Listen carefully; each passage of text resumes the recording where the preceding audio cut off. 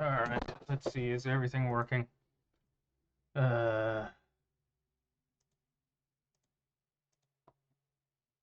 think it's all working. No.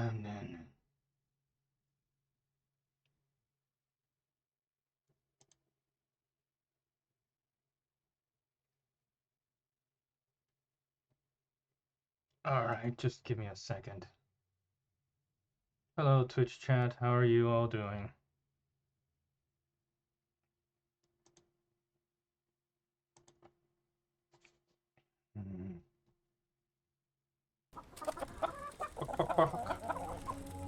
What the? Komodo hype? Alright. Okay, give me a second. I love lead. Not too bad. Hey. Alright. Let me fix this. That's a little better. Alright, come on. Stream. Capture the stream. Capture this. There we go.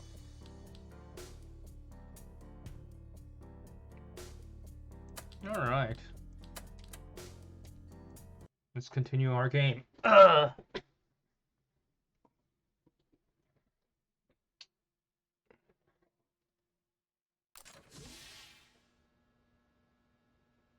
That's not working. Give me a second.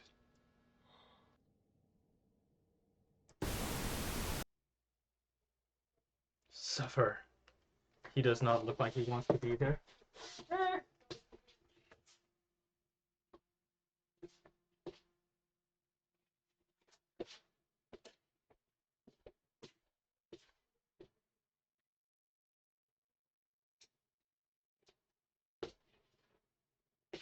I am trying to figure out a way to do my lighting that doesn't just completely, like, blow everything out.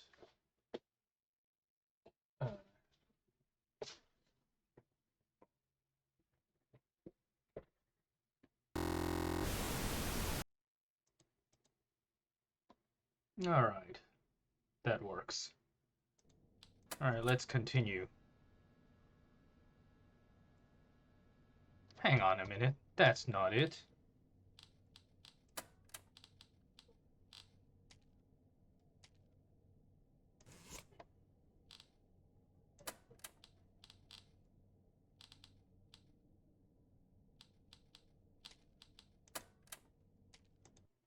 Back to menu.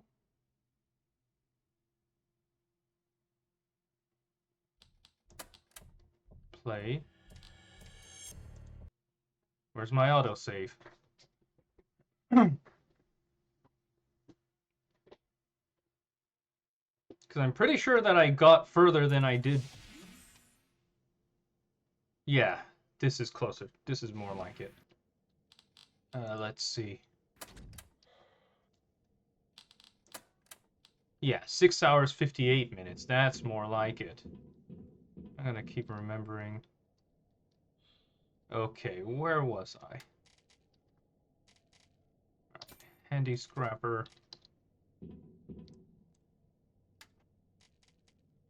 Put away the patched underpants. Vacuum cleaner, blueprint, photo, whatever that is. Okay. And, I guess I'll put away the fire extinguisher. I don't need all of that water.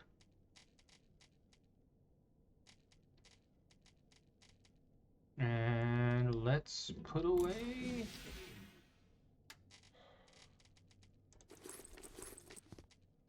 this wire.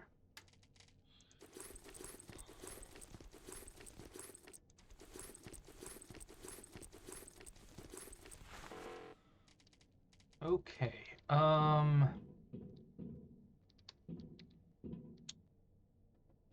right. What am I after? Let me try that.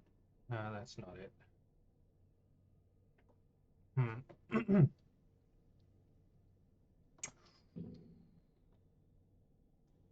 All right. What am I going after? 464, 2,809, 997 meters to whatever that is. We'll go take a look.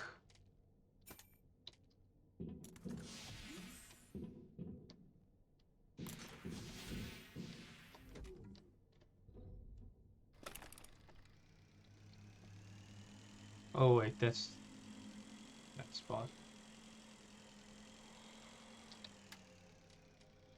You know what? I almost forgot to bring myself an oxygen candle.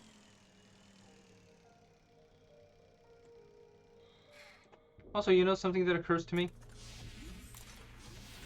I should probably bring an oxygen station.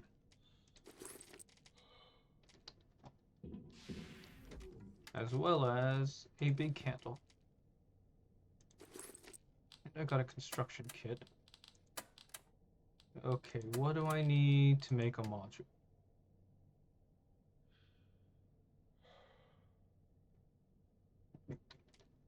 Okay.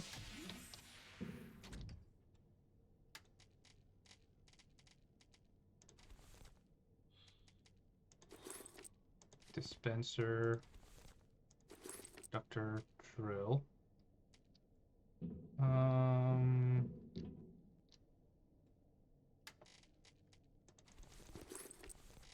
I'll also take a whole bunch of aluminum and a whole bunch of titanium with me.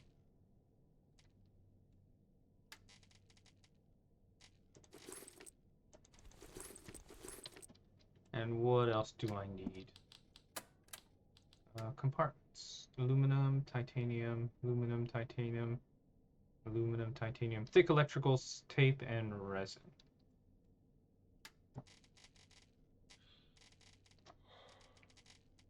Two resin, two thick electrical tape.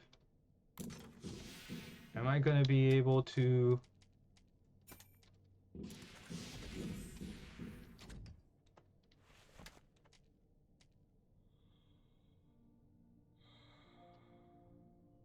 Okay, so I am going to be able to build a corridor with this. Okay, I think I see how this works now. Alright, we are going to go out this way. I think I'm going to go to about 100. Once my oxygen gets down to below about 100,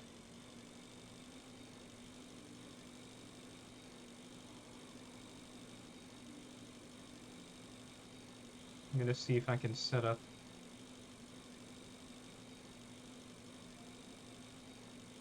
my base. And I probably want to be within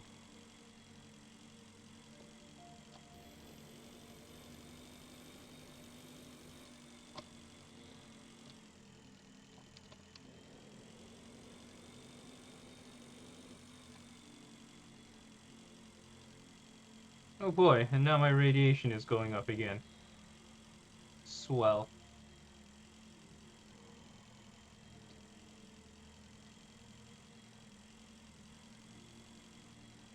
What is that? That is some weird ass shit going on. Alright, so there we go.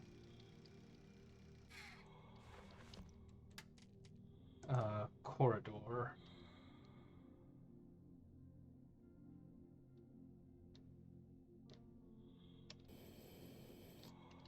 How about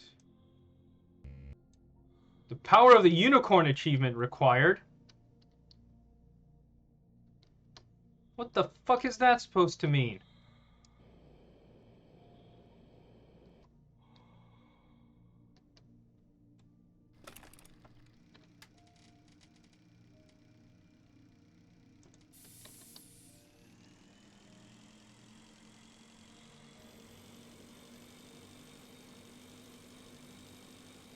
Well, that didn't do me any good.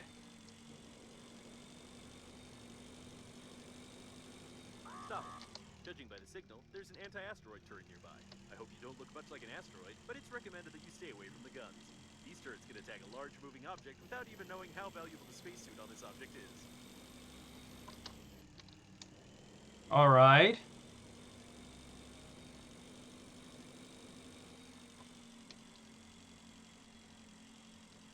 So I've clearly got to find some way... Competent pipeline distribution.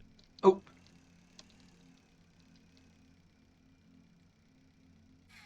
Alright, that was a fucking stupid run. Improved communications, whatever that is.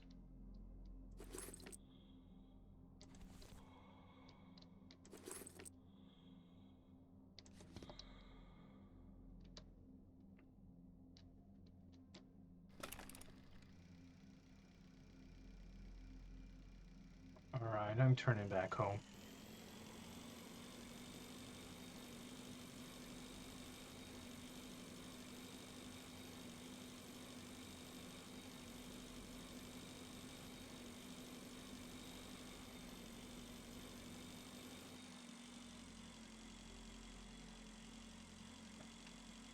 I wasted a double oxygen candle going out there.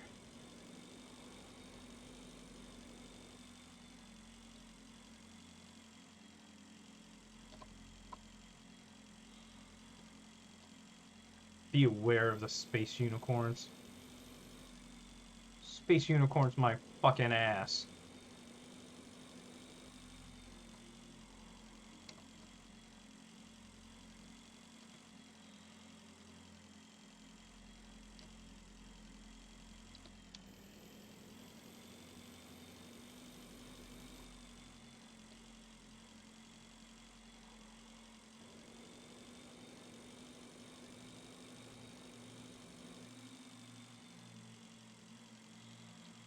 Let me guess, oxygen is not unlimited?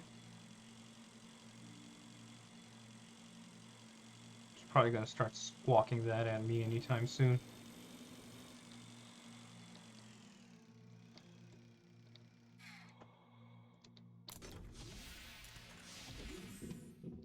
So I get that this game is trying to parody those shitty sort of, like, how do I put it? Survival games that just gate your progress behind random shit. I get that. I really do. But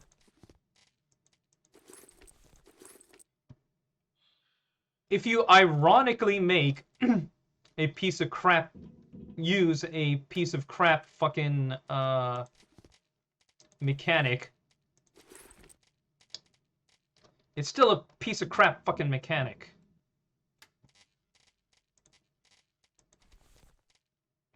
I'm just saying. Alright, what do I need to make an oxygen station?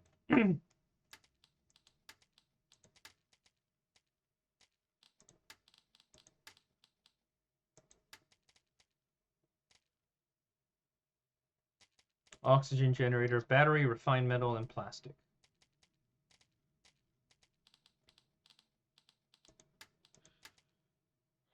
Just need some thick electrical tape.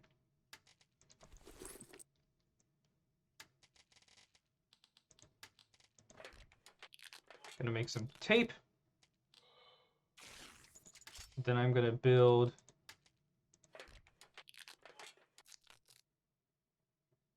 an oxygen station.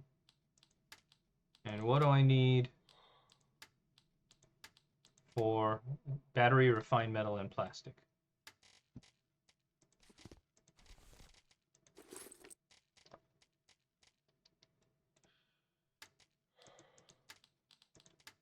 Battery.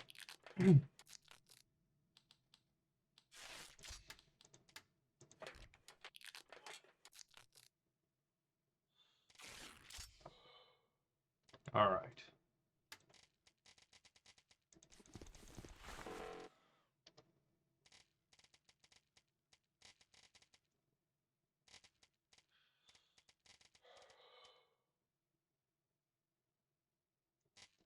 Why do I have so many of these?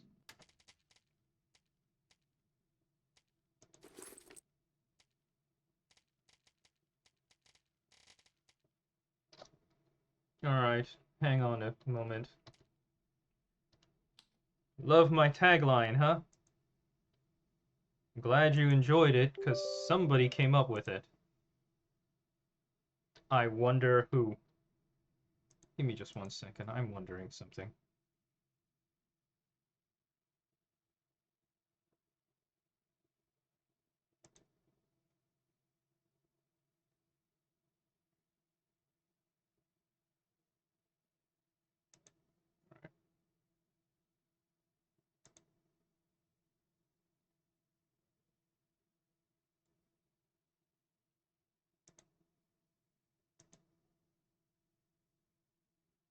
I mean, my temps are still good. I don't know why it's chugging so hard. Anyway. It's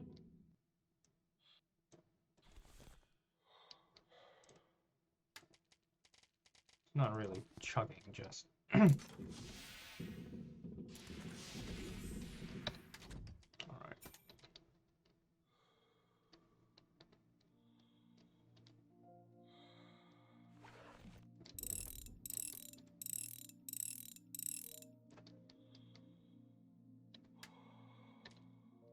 What's it at? About 58 fuel.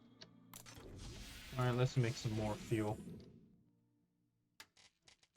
I think I need resin. And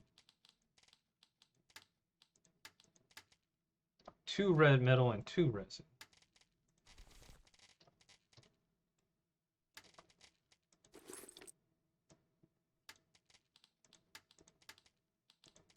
Alright.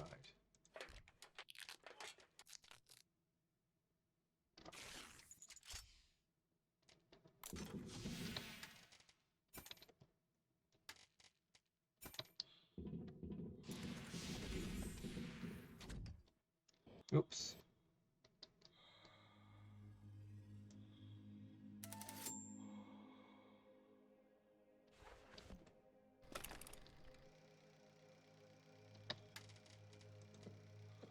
Let's drink a little water.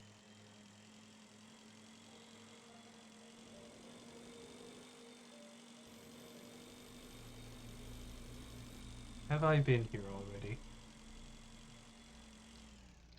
I'm pretty sure I have. And this is where I got corridors.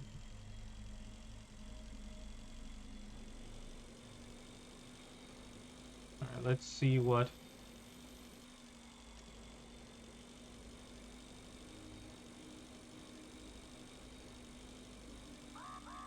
Freezing danger. Got it.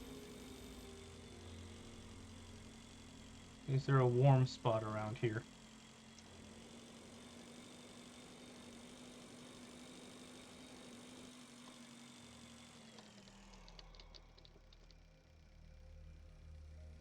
Okay.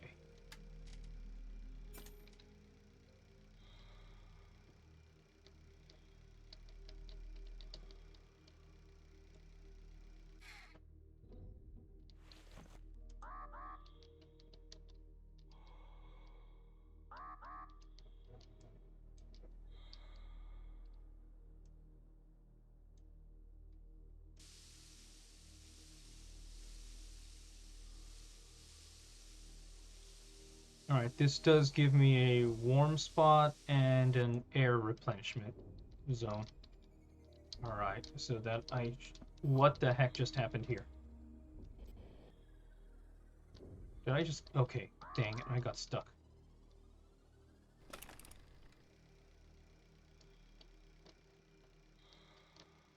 Come on.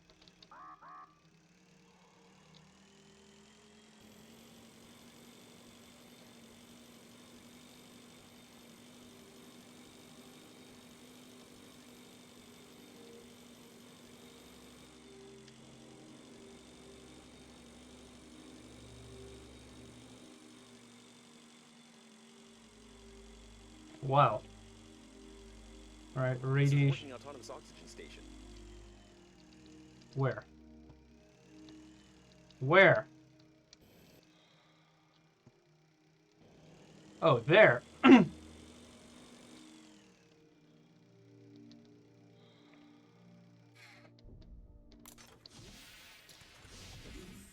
Alright, so this... Apparently, someone tried to make a cryo chamber out of it. Hydrate yourself, asshole. Someone has clearly read a lot of science fiction books.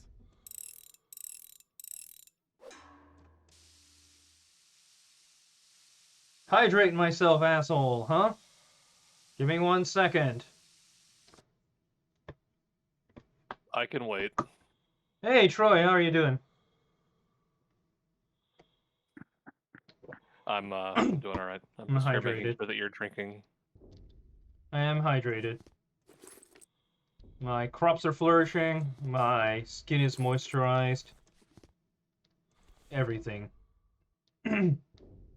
What the hell just happened here? Blueprint for a water machine. Whatever that is, that's pretty useful. Jesus, fuck this guy. Now you can hydrate yourself in game and out of game. Oh, good God. You would do that. Okay. Was it possible that I knew what part of the game that you were at and planned this in advance? No. It might have been. I seriously doubt that.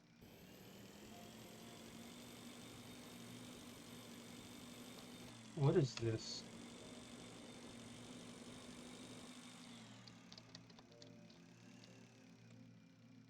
Have you played this game? Yes. It reminds me a little bit of Subnautica, except more chill and with worse jokes. It's definitely space Subnautica. It loses after you get a few hours in. It stops being space Subnautica and starts being space Subnautica on rails. It doesn't quite have Subnautica's arc of constant changes and additions and whatnot. But it does a pretty good job. It's a fun little game. Yeah. Well, I'm enjoying what I'm playing of it so far. I wonder how you find everything so quickly. Is it because of my hints? Apparently, he died and comforted without fear. Maybe you can assemble such a bench as well. Into space without fear. Henry Frightson. I have a scanner! Good. I scanned a bench. Okay, let's... Wow. My radiation level's going up pretty high. Yeah, I did hear from some people that that the later half of the game is on rails, but I will play it until I stop enjoying it. The first 3 to 5 hours are top notch. After that, it goes a little bit on rails, but it's still a fun game. It's just it feels very much you're figuring out the things that happened and the plot's hit or miss at times. But it's still a good game. It's not like it started sucking. It's very specifically what it is. Yeah, it is what it is. I will say, I am somewhat interested to see if I have a confession to make. After like however many hours I spent, I never actually finished the main campaign of Subnautica, and I lost my save file. So I keep telling myself I'm gonna go back and actually finish the game, but it's genuinely worth your time, I think, but it's also exceptionally bittersweet. yeah, I've heard that.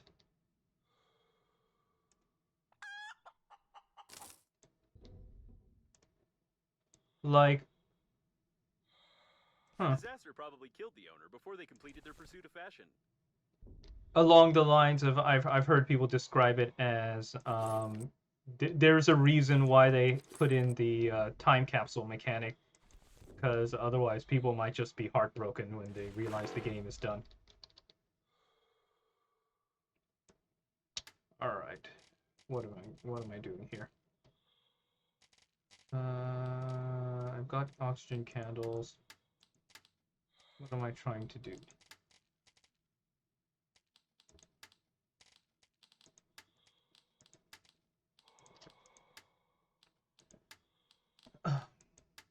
The other thing I do notice is that the game does seem to encourage not like setting up a permanent base, but just carrying what you can from place to place and going semi-nomadic, if that makes sense. Anyway. Fine metal. Alright.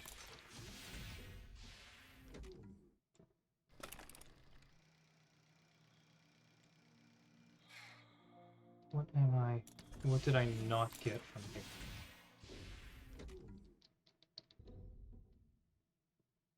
Water, comb. Where's my backup scanner? Oh! Oh wait, this thing's broken. That's the processor. Oh, never mind. I guess I got everything. It's just an air spot.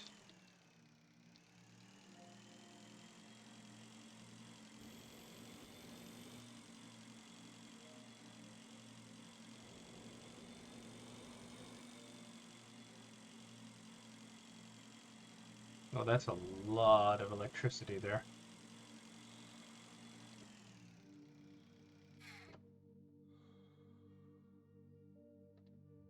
I will mark it. Okay.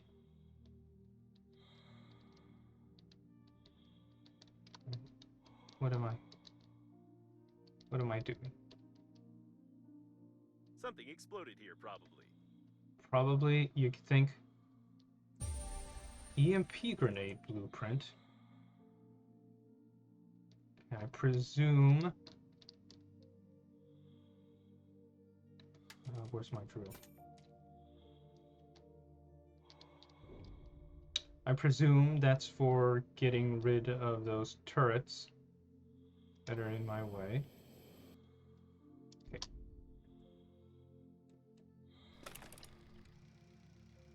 Right.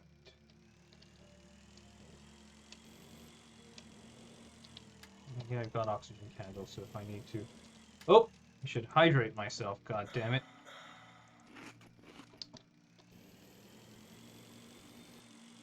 Alright, so if all else fails, I'll just burn a candle. Like sections. There are declared cargo holds inside for transporting synthetic beef, milk, and plant food. There might be something useful here. Probably they fed synthetic cows with it.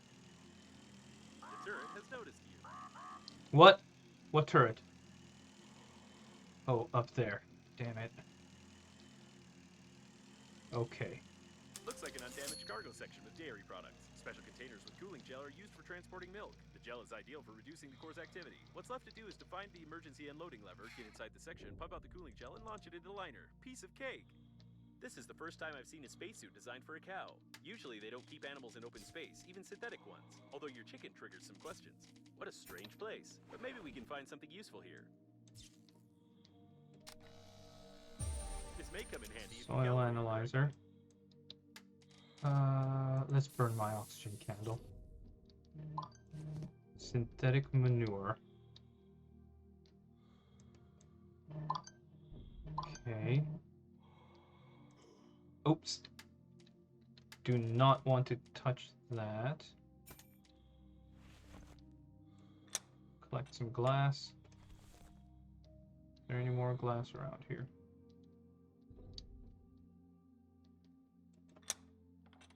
All right.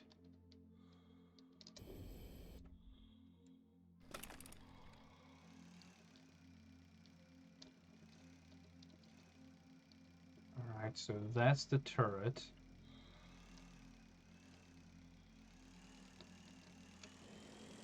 I'm gonna A fully dive. functional farm for synthesizing beef. However, the declaration mentions only the transportation of goods. There is no data about any research conducted on the line or unnamed, but it seems that apart from transporting food, they also use biological experiments in these sections. This device synthesizes bioglue from the tanks, which remain. Please be careful with artificial beef. This product explodes more often than it's eaten by normal people. The digestive tract, which processes almost any organic matter into energy, muscle mass, and milk. The cost of developing such a complex synthetic system has always caused heated debate in society due to a bunch of radicals being displeased with it. Huh. What's that supposed to mean?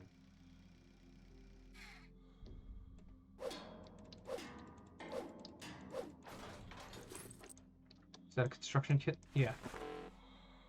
Okay, damn it. Eat some more food.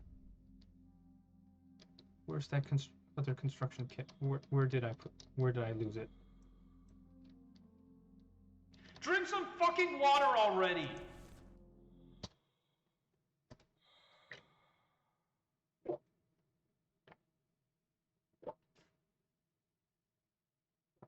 Hydrate your asshole? That's a different story entirely. It's healthy for you. Is it really? For a certain definition of healthy. Okay. Damn it. What do I need to make that bomb? 2 cans of beef. I've got 1. Well, I'm burning that oxygen candle. So I should be able to pick up 2nd can of beef. And then some synthetic manure. Alright. I'm returning home.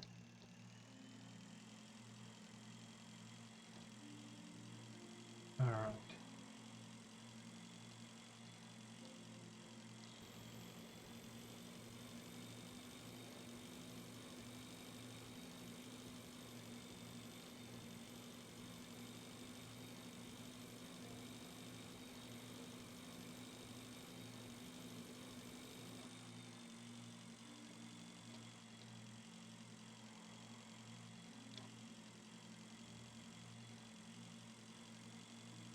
Actually, let's check this shuttle.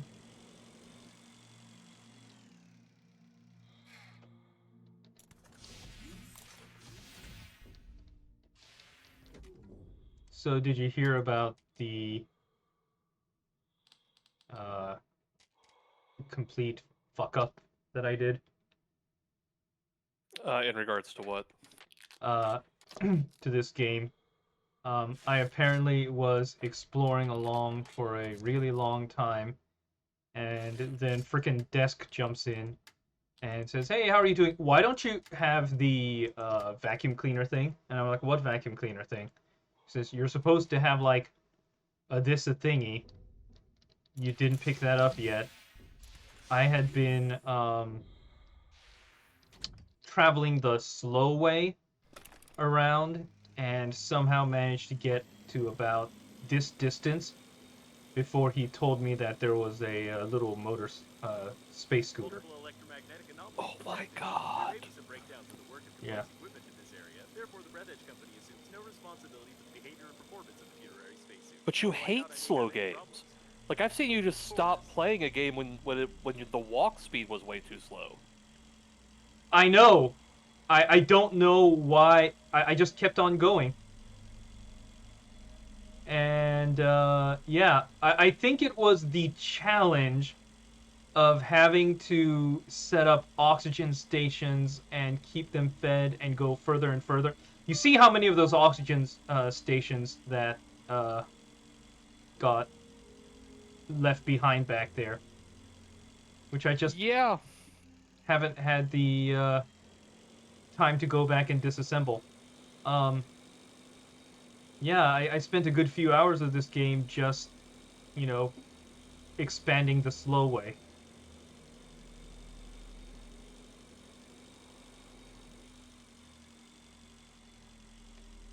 Apparently, the way to get me to, just keep trying to bash my head against the wall is to make me feel like I'm making progress for every, like, millimeter of skull I lose.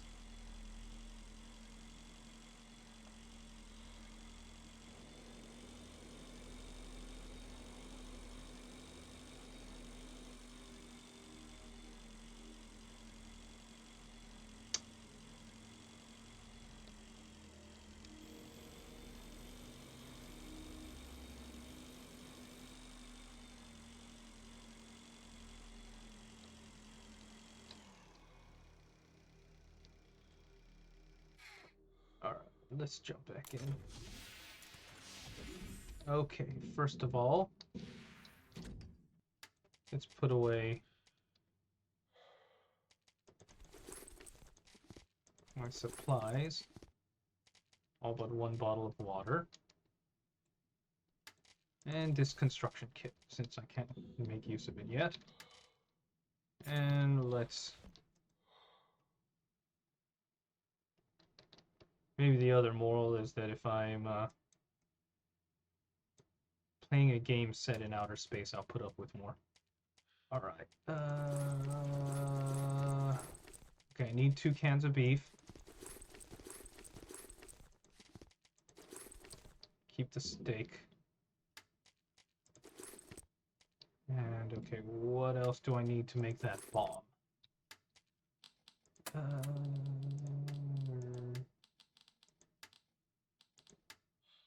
A battery, a wire, and some electronics. Okay. I got plenty of wire. Got plenty of electronics. Do I have a battery? I'll just use this one. Alright. Let's build explosives.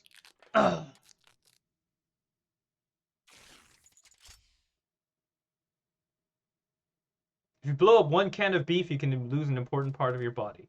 If you blow up 8 cans of beef, you can start a war. That's why there's only 6 here. Your logic is sound. There is logic in what you say. Alright. Where's the scooter?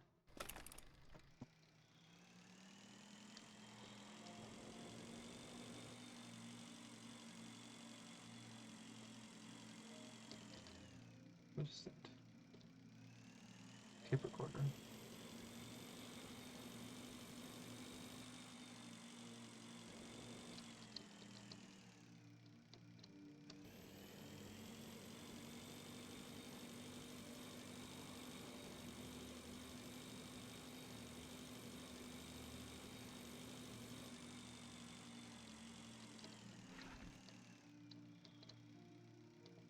That's an open document. Great. Some more evidence of the fire in the modules. Apparently, the fire had spread even to the habitation modules.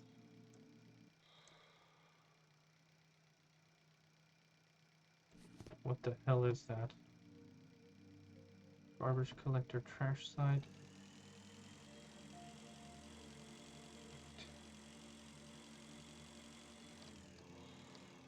What the hell happened to this fucker? Jesus.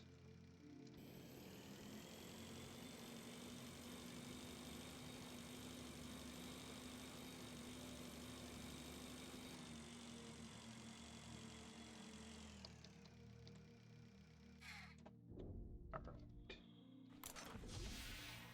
Let's go recharge my air. And then let's go set up a bomb.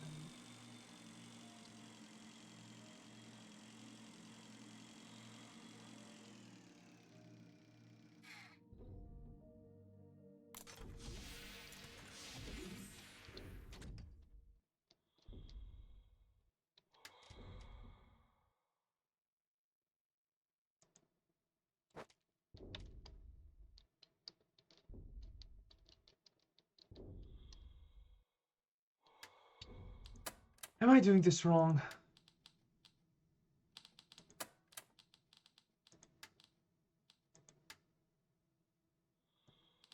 Okay.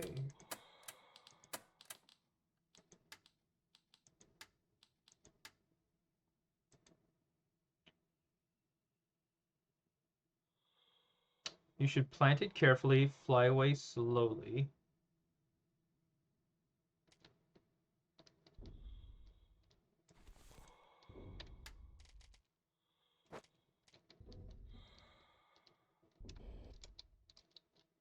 What just happened there?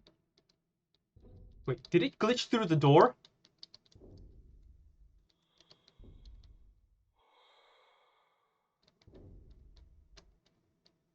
Where'd those explosives go? Motherfucker, I think it glitched through the door. It's not impossible.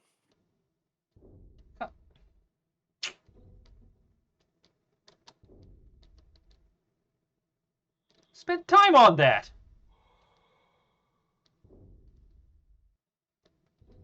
Duh.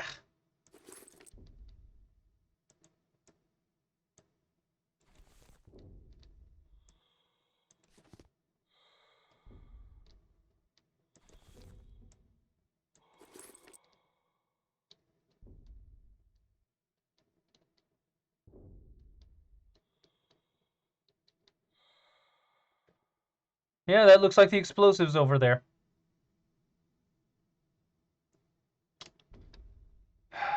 Shit. Alright, I'm curious about something. Clef, what are your feelings on soundboards? Because I have something for this. What is it?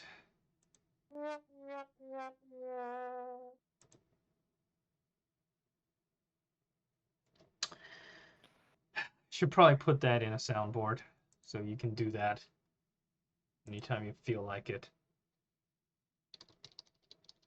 I've got a decent one assembled, but it's very, very oriented towards my weird friends. Mm-hmm.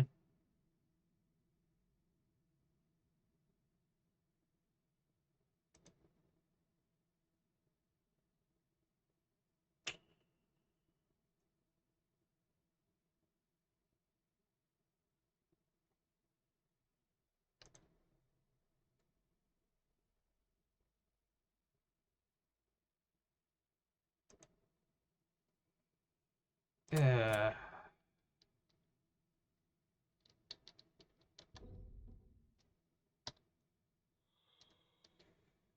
All right.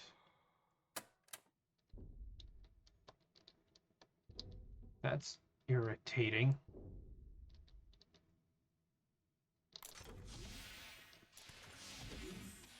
Fine. I'll go get some more goddamn beef and make some more goddamn bombs and blow the fucking thing up again.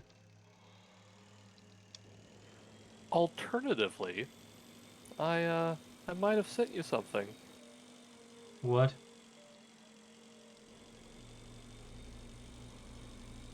It might be a spooky spacescape for you, buddy.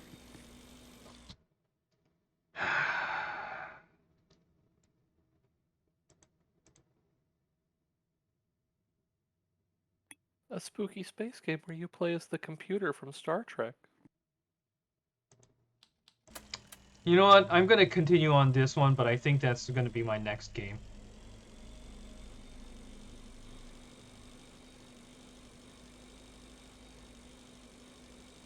Like, literally as the computer. Is this You play through. Oh, go ahead. is this like Tacoma? Where you're like observing and trying to figure out what the hell happened? Yeah, really similar. Alright. But it's set in space on a spaceship. Mm-hmm. The ending is extraordinarily trippy. And I'm a pretty big fan of what I played through of it. Alright. I'll give it a shot next.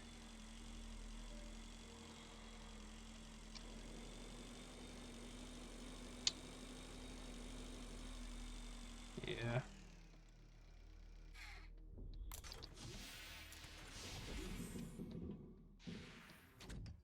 Alright.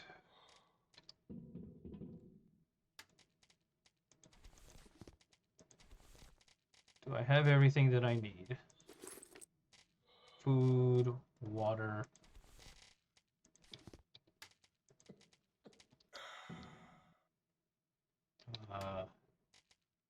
Candles. Right. I need a new scanner.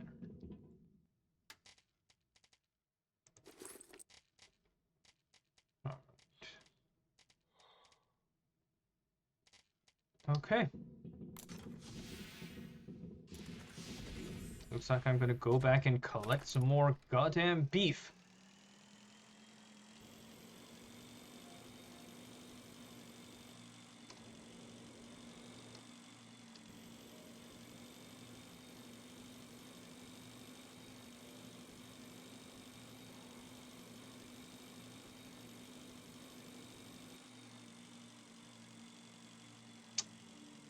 So apparently, speaking of Star Trek, after 2 seasons of like my friend saying that it was some of the worst shit he'd ever seen, the third season of Star Trek Picard actually got fun.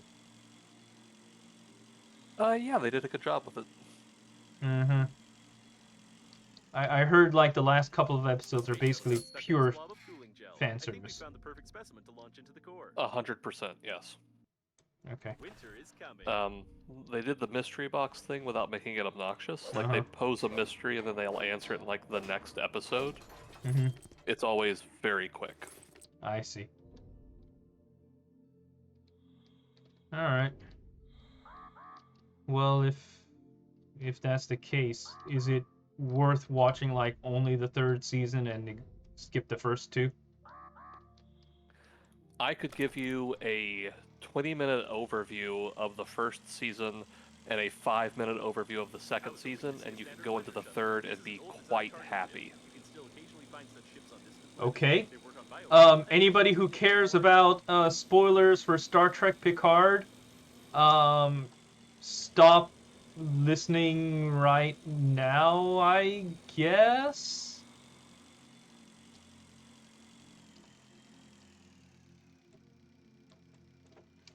Sure, go. Alright, so season 1 Star Trek Picard, you have Picard basically opening it up with this weird dream that he has where he's hanging out with Data. Now, you'll remember... Who died in Star Trek Nemesis, yeah. Correct. So, Picard has apparently been having these weird Data dreams for quite some time. And he's currently facing his mortality as his neuromotic syndrome has gotten worse and worse. And now he is sort of looking at facing his last few years. That's the crap that caused his memory to like go away in All Good Things, right? Mm-hmm. That was Future Crusher's explanation for why he kept skipping backwards through time. He wasn't actually. Yeah. He was basically space Alzheimer's. Yeah. Yeah. So, on top of this, we find out that the events of the Star Trek alternate timeline movies did happen. Romulus has been destroyed. The planet is not there anymore. It was wiped out by a nova. And Picard has left Starfleet because Starfleet effectively decided not to help the Romulans with their evacuation. Dick move. Yeah. But Yeah, I guess after all that crap they went through with the Dominion War, Starfleet's gotten a lot more dickish. Uh, Probably. Mm-hmm. We do know that there is a Lady Admiral who's the best character that Star Trek has ever had, who looks at Picard and says, "The sheer fucking hubris," to his face, which is Attention great. smugglers. It's fucking Despite the hilarious, FDA's requirements on for all the using wrong synthetic reasons. meat products, Uh-huh. its Um, composition says natural so meat, but doesn't state Picard what kind of ends meat up exactly. It's better not to analyze it. meeting with this one girl, Mm-hmm. um, and they discover that she is in fact an android, a Okay. very highly advanced Soong type android, which, by the way, are illegal. We find out that those androids are illegal because at some point, a huge number of androids, not fully cognizant Soong type androids, but easily programmed androids, basically set Mars on fire and destroyed the Utopia Planitia The shipyards. shipyards. Yeah. Well, that's not good. Oh no, it was a big fucking deal. Uh-huh. Basically, it made androids completely illegal. Okay. Um, so those are the things that you find out within the show. The only important character that you need to actually give a damn about is a woman named Rafi, who sticks around into the third season. She's really cool. She's basically got this really tragic drug addiction history. Her child no longer wants to talk to her or have anything to do with her. She doesn't even know her grandkid. Mm-hmm. All of her relationships are highly strained, and she basically used to be Picard's number two. Okay. When he left Starfleet, she was his like attaché as Admiral Picard. She was his number two, and after that, her life kind of fell apart. Okay. Yeah. Um, so, uh, throughout the events of the season, I'm going to skip a lot.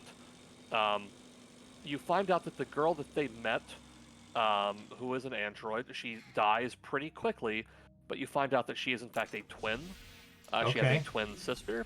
The twin sister is working on a Borg cube in Romulan space. I know, I know. You can go ahead if you want to just sort of sigh. I'll wait. Okay. Okay. Is this one of like Hugh's like Borg from the Descent that was worshiping Lore in No, no, TNG? no. Hugh is in fact present Uh huh. in this season, but it's not Rebel Borg or anything. They do attempt to unborg people, Uh huh. and remove as many Borg components as they can.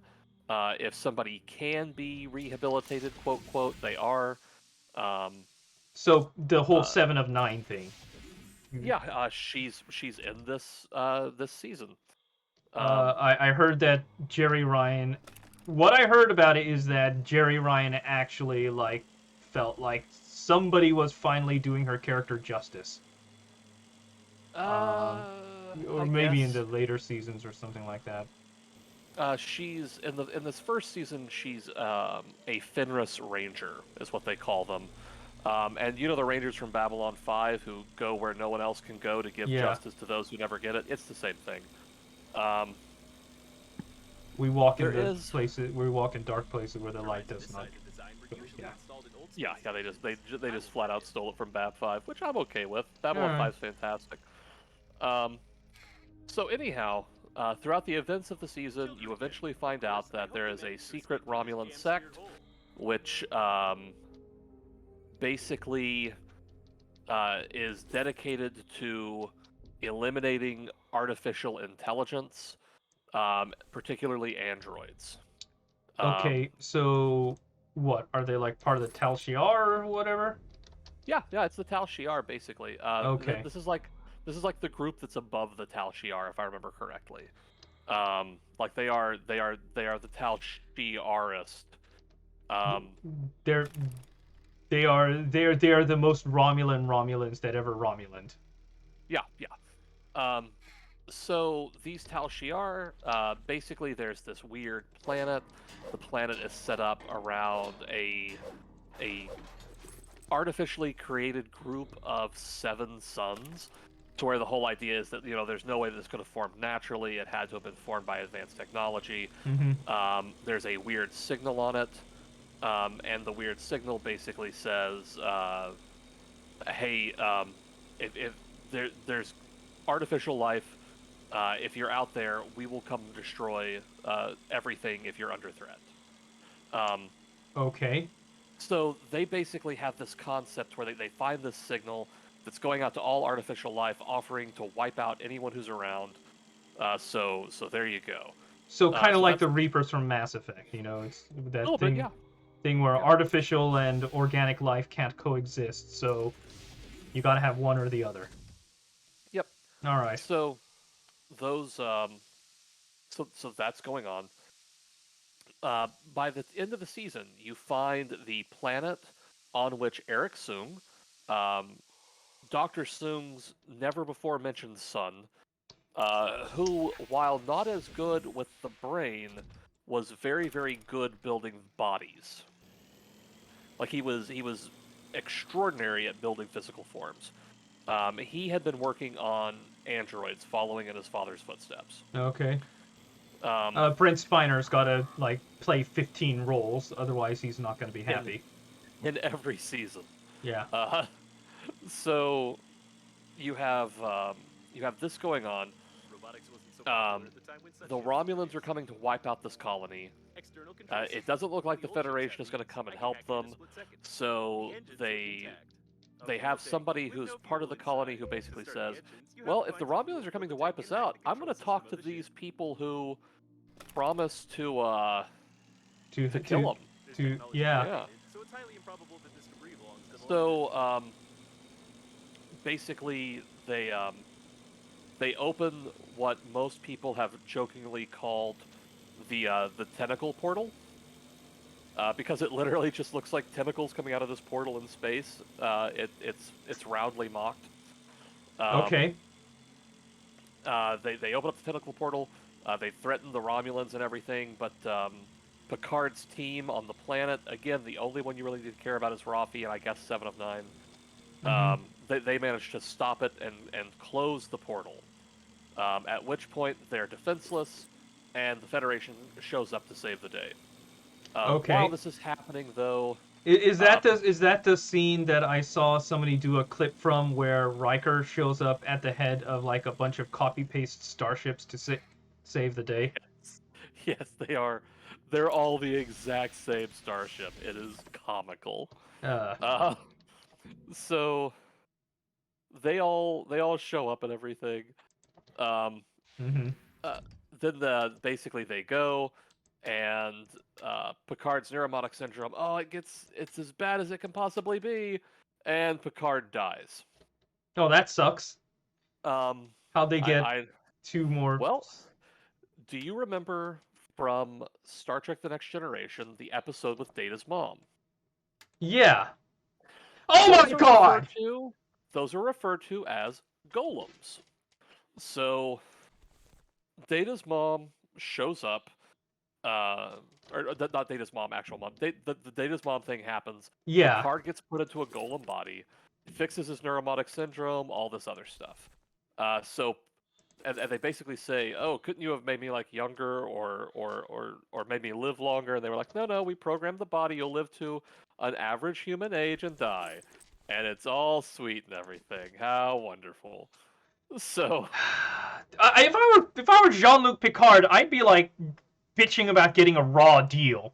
You know? I mean, he seemed quite pleased. I guess he's gotten more chill in his old age. I guess. Um, and that's basically how the first season ends. You find out that the dreams Picard's been having are actually sort of these echoes of Data, from where they have been using a couple of Data's positronic cells, positronic engrams to basically jumpstart positronic brains, Okay. because they don't know how to do it without being able to do that. So that's where all the androids on the planet come from. The androids on the planet are all cool and chill, and that's basically where the season ends. Um, Okay. there's hints of Rafi and 7 of 9 having a relationship, but I don't know if that ever went anywhere really. Um, Season 2 Okay, is time okay. travel I season. gotta say, Yeah. Go ahead. Go ahead. my friend who did watch Star Trek Picard basically claims that the last episode of season 1 felt like somebody had like taken his younger self who liked Star Trek and whose favorite character was Data and just kicked him in the nuts as hard as he could. I mean, it's about what you'd expect, to be honest. Yeah. It's not fantastic. Uh, So, yeah, not, not like the best thing anyone's ever seen. Okay. all right. So season 2 of Picard is time travel season. Yeah, I heard about Um, this thing. yeah, there's one really cool scene because basically Q pops up and is like, "Let me show you, Jean-Luc. Let me show you this world where the thing that is changing your past continues to do so." And Picard ends up in this alternate universe where he's the greatest military commander of the humans, and he's just finished wiping out like the last of the enemies of the Federation, and he has all these skulls on his wall. Oh, so basically the mirror universe, Terran Empire type stuff. Basically, that's the mood, but I don't believe they called it the Terran Empire stuff because they can't, because technically the Terran Empire is all fucked up at this period of time Oh, that's right. in Deep the mirror Space Nine universe. had had those mirror universe episodes where like the Terran Empire just completely shat the bed. Well, it was Spock. Like Spock came back and Oh, was like, that's "Hey, right. we need to fix this crap." And Spock became the Emperor, and the Terran Empire fell from the outside to all the forces they'd pissed off over the years after Spock had basically gone, "Y'all bitches."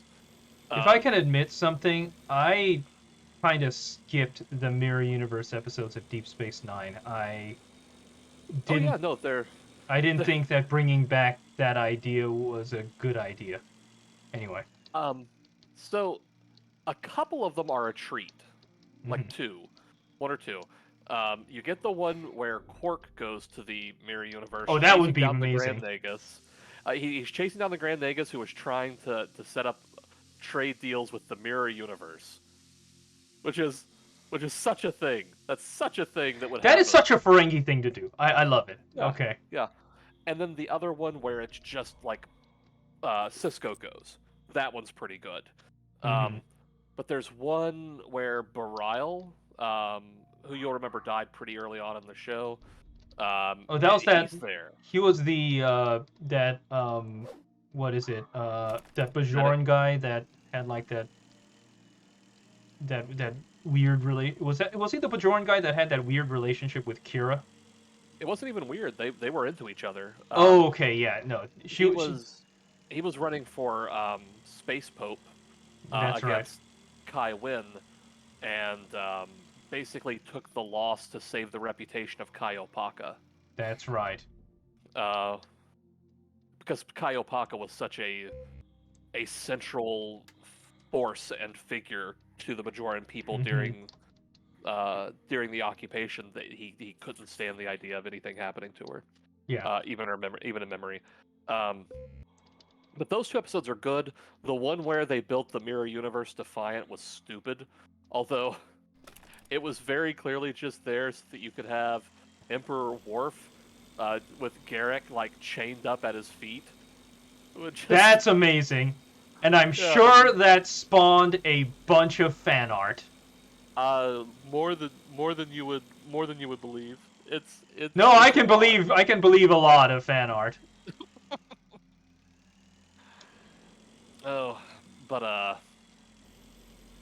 yeah, those weren't so great. But yeah, Hmm. season 2, there's this really really great shot with Picard next to all these skulls, Hmm. and there's like um, Martok and Sarek, and right there next to them is Ducat, and it's just Nice. they they did it really really well. They actually paid attention to who they wanted to put up there and put them on display. Uh-huh. Um, So anyhow, Picard goes back in These time, cookies are funny. meets young Guinan, who looks different than older Guinan, who Picard met 100 years before, this point in time. Oh yeah, the whole Samuel Uh, Clemens thing. Yeah. yeah, which was great, which was some great television. Um, Yeah. and then basically they fix the past, go back to the future, and Q lets this one character that nobody liked from season 1 live in season 2. And that's it. Uh. That's pretty much that's season 2. Season 2 is over.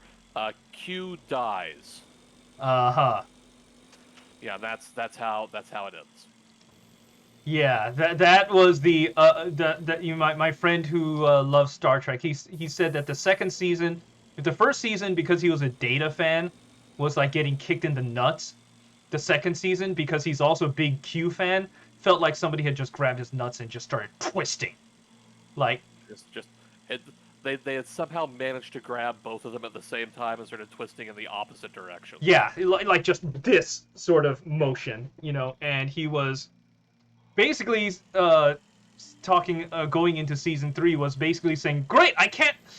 They said they're bringing back the whole class of the cast of Next Generation. I can't wait to see them just line them all up against the wall and shoot them all in the back of the head. Season He was, 3 he was is bitter. legitimately really, really good. It is really, really good. I have heard that, and I feel like I There's don't need spoilers because I will actually probably watch it, but the no spoilers. The one aspect of the mystery box that they don't answer right away, they they do a really, really good job of making it feel impactful when they do finally answer it. hmm, And it honestly feels like they have gone just about as far as they can with this concept. hmm. Like if they do another season of Picard, I Which I want heard they're like not gonna. I hope not. I would want it to be like really small, simple, episodic stories. I would want like a two-part thing about Picard teaching at the academy and just going in and giving like a couple of lectures. I would want that with like a couple of flashbacks in there.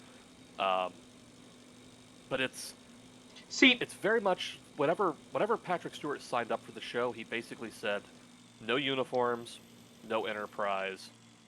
I want this to be a show about Captain Picard and all this stuff." And they did that for the first season. It had good ratings, but it was heavily criticized. The second season had bad ratings and was even more heavily criticized.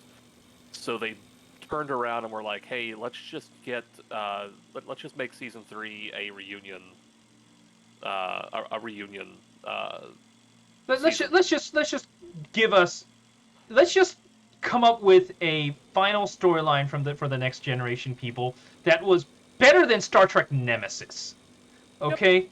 Because and they did. Nemesis was kind of ass. And I've They basically heard from people who've seen season 3 that basically said, you know how like there's like the shitty retcons and then there's like the decent way to retcon shit. mhm. Like I've heard people saying that this is like the decent way to retcon shit. Yeah, no. I think to be quite honest, I think they did an okay job. Hmm. The stuff that I've told you Hmm. is basically everything that's referenced in the next 2 seasons, Right. or basically everything that's referenced in the third season. I'm like 99% sure I've left nothing out. Okay. Uh, Um, but I yeah, I did hear that Wesley Crusher shows up for like one short scene where he's kind of like, I'm basically God now. he's there for the length of a fart, These and he engines are has just as obsolete. much I don't know impact. where they're from, but their Uh compressor huh. system would be perfect for a miniature accelerator. Well, Maybe this girl will like me. I'm Wesley Crusher. the thing is, Will Wheaton's a pretty cool guy, but I every time I met Will Wheaton, he's been a dick. that's I a don't. shame. That's That's a shame. I'm sorry. it's basically all I can expect from someone like Will Wheaton. Hmm. That's I mean, fair.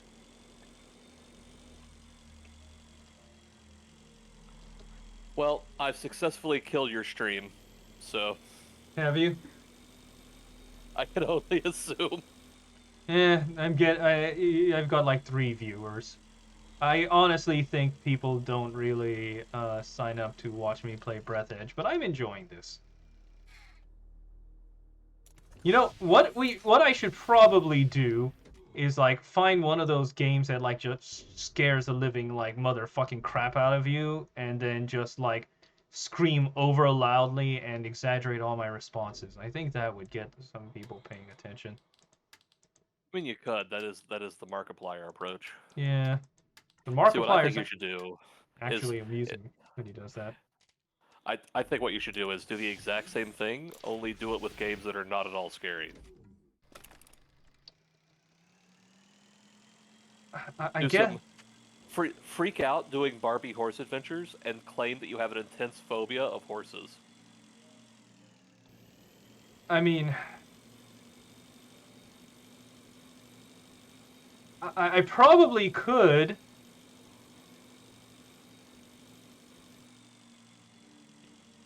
I think the only way that works is if I also like play, I don't know, something like what is one of those games that they play that they like always scream about? Like Resident Evil 8, and I just treat it like a straight up like shooter, you know? Yeah, you would have to go through completely flat. I will Yeah. mark it. You need to like play through the game a couple times so you knew where all the scares were at, Failed and to Mhm. then assemble a just table play consisting through it of 10 normally. parts, according to the Yeah. blueprint. Someone has taken away your title of master engineer. Huh. Right, this guy's kind of fucked up. All right. Is that a screwdriver? Oh, wow. He really got killed trying to build a table. Wow. I mean, IKEA's a real bitch. Eh. Okay, you can't.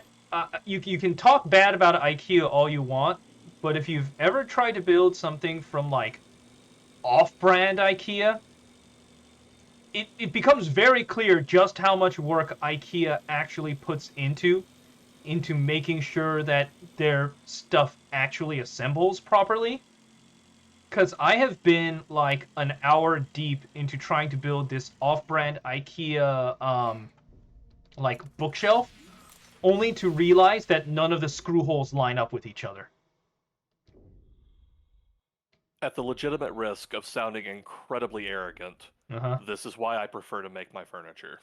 I am sure you do, and I'm sure you've got the tools and the know-how to do that.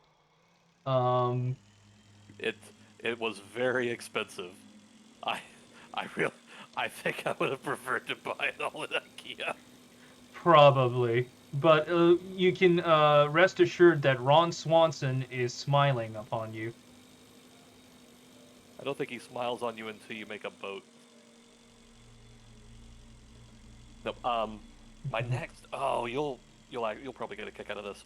My next big project, as far as this is concerned, is I want to make a board game table, Oh, nice. and I've held off on it because I know the second I make one and I like post a couple pictures of it, it's gonna be like 150 friends coming out of the woodwork going, "Hey, Troy!" I Oh, will shit. don't touch the active cores. That's not. Like it's gonna be super obnoxious, but I've There's got gonna it be all like. worked out in my head.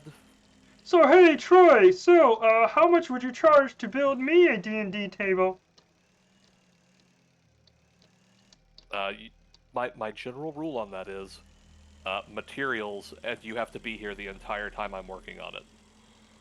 Huh. So, if you want one, feel free to come on over. You can rent yourself a truck. I will cut all the pieces for you, show you how everything goes together, and send you home with pre-cut wood. I got some pre-cut wood. Decent. Hey, honey, get in here. See, I got some pre-cut wood. See. No, but Why the yeah. hell did I go with a 1920s gangster there? That's not sexy. Is that just how I imagine you talking? Well, for the longest time, you thought I was British. In my defense, you were really, really obsessed with Warhammer. Was I? You you talked about Warhammer at Site 19.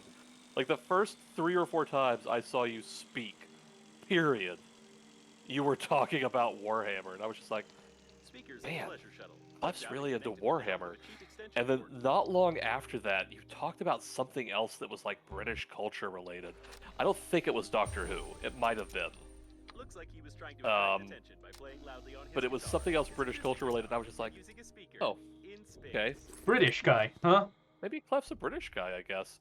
And I just went on with my life, and that passing thought just sort of sank into my mind.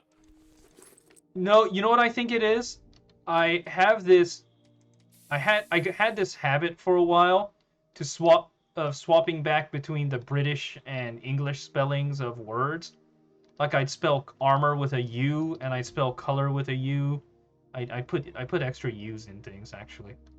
Oh, I still do that actually. I Yeah. I coded for a mud that was German, Oh my and gosh.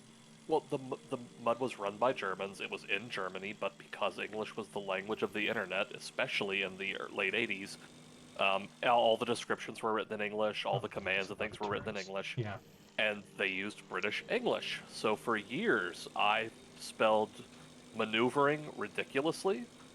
Uh, Uh Main huh. weapon of the liner, Knight Errant, could have made such holes. so If it's it's still functioning, I really hope that Knight Errant will help now handle I'm an object now I'm this long actually trying to survival. remember how to fucking spell it. Uh, M maneuver OUVRE or something like that. I'm 80% certain I'm here. This is all amusing to be listening to. Markiplier approach of starting in an OnlyFans. Let's be fair. Markiplier basically saying, yeah, if you give me this much, if you do this, I will create an OnlyFans, and then following through on it is a pretty baller move. I don't know if his OnlyFans is any good or not. Did I ever tell you about the most brutal insult I ever heard somebody give? uh, I mean, you might have, but that is such a niche. That is such a niche thing to talk about Uh, that I have almost certainly forgotten. I forget who it was who told somebody, "Hey, your daughter, she has a mediocre OnlyFans." And it's just Oh, like, oh, yeah, that's like, yeah, that's that. I don't know. There's something about the word mediocre in this context that's just like, I don't know. All right, let's see if I can make it up to this safety spot. Uh, the origin of mediocre. It's got to be Latin, right? It's an uh, OCRE. That oh, probably. yeah, that has to be medius, middle. I don't know what ochre is derived from off the top of my head. If I recall, it comes from some kind of a mineral, right? That's how they get the paint. That'd be ochre. It might be like rock or mountain. Could It has a be. similar. Yeah.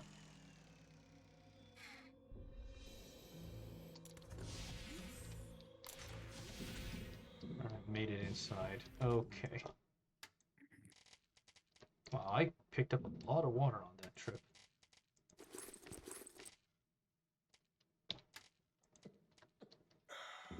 You are probably correct, by the way. Okay. Ochris is rugged mountain. Medius is middle. Okay. So it is A mid. mediocris is of middle height or degree in Hmm. Latin, which then goes into French, which eventually made its way into English in the 16th century. Okay.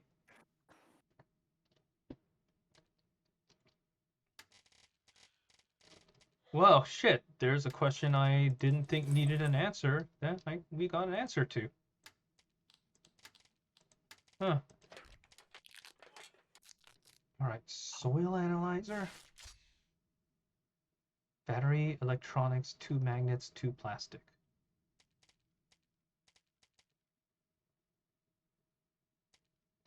Okay, do I have a battery? I had forgotten about this.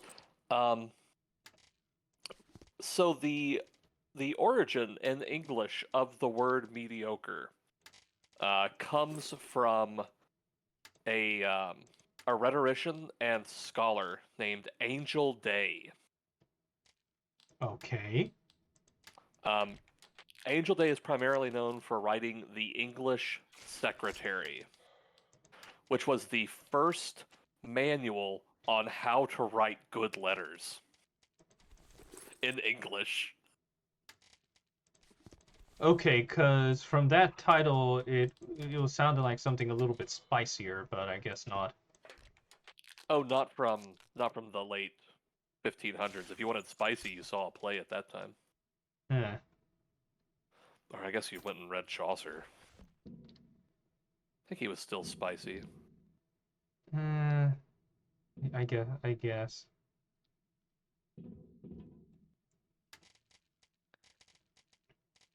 Have you not? Have you? Any of you ever done Canterbury Tales? I don't know. I think I read Canterbury Tales like a dog's age ago.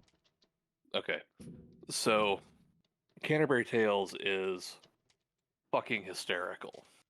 Um, so one of the things that they actually do when they start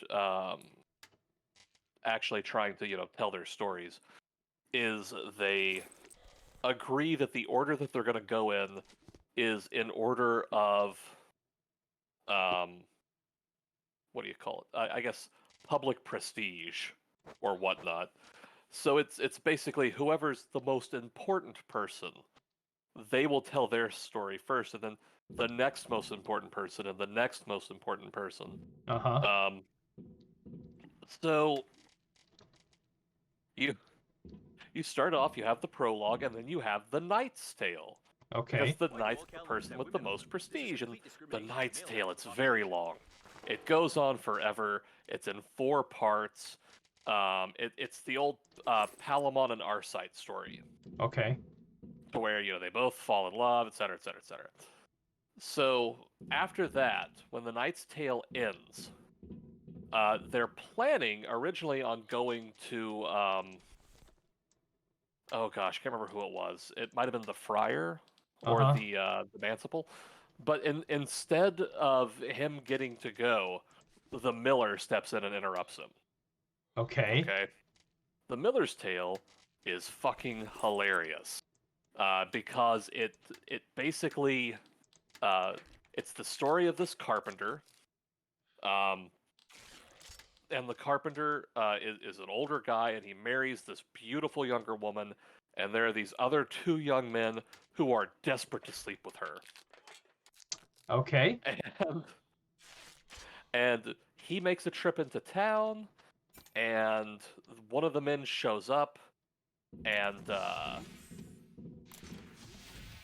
he grabs her, um, and I'm gonna go ahead and just tell you, Mm-hmm. uh, he grabs her by the pussy. Uh-huh.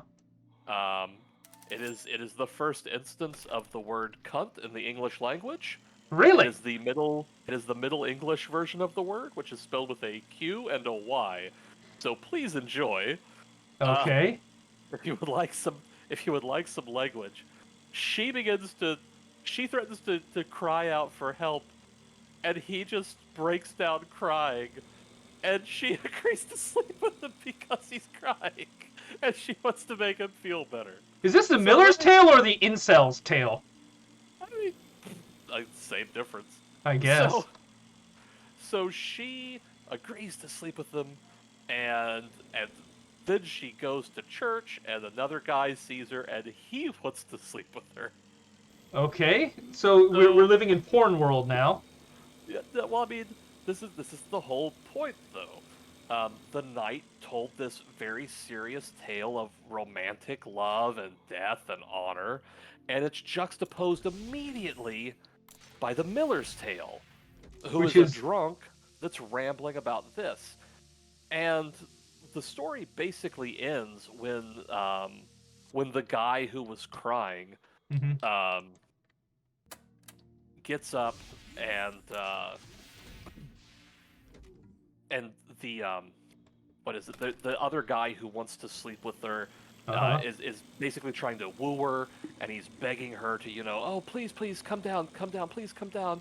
And she's like, no, no, I shan't. And he says, please, let me just give you one kiss through the window. And the other guy basically gets her to agree to do it. They open up the window. She sticks her ass out and she farts in his face after he kisses her. And and then Wow. they're like, oh dear, this is so horrible. So he gets himself a red hot poker and he says, oh please, let me give you another kiss. Oh my And god. her lover, incel cry guy, sticks his ass out the window, and the guy hits him in the ass with the red hot poker. Wow. Um, so they're all screaming. One of them is screaming for water. The miller, or not the miller, the carpenter wakes up and thinks that there's a fire. And they go to put out the fire and everything, and he catches all of them, and it's fucking ridiculous. It is absolutely fucking ridiculous. That's juxtaposed immediately against the Knight's Tale, and then it's followed by um what is it? I think it's the Reeve. It's either the Reeve or the Cook, and then or the Cook then the Reeve. Mhm. Um, but it's basically a lot of play and a lot of movement.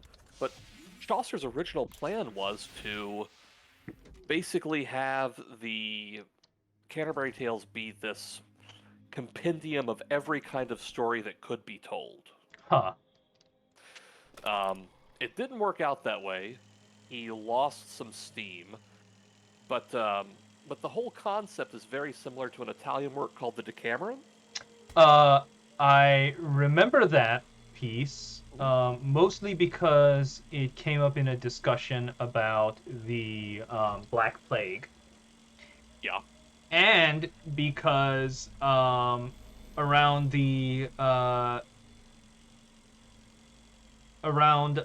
the time that, oh god, I'm gonna date myself. Around the time that Star Wars Episode 2 came out, Um, Mm. word Mm. was Mm. that Hayden Mm. Christensen was going to star in a movie adaptation of the Decameron. To which point, when like my English professor was told this, he replied with, "Oh, that's funny. I didn't recall any characters in the Decameron being walking, talking blocks of wood." I do. Do you? It's the so the Decamerons. It's not bad, but some parts of it are really hard to get through. Because it's basically like a bunch of guys stuck in a monastery during a pandemic trying to amuse each other, right? Basically, Yeah. Except the pandemic's the Black Plague, and yeah. they didn't have Um, Discord. they did not. Yeah. But no, it's all these stories about virtues, Hmm. which let me tell you, those get a little old.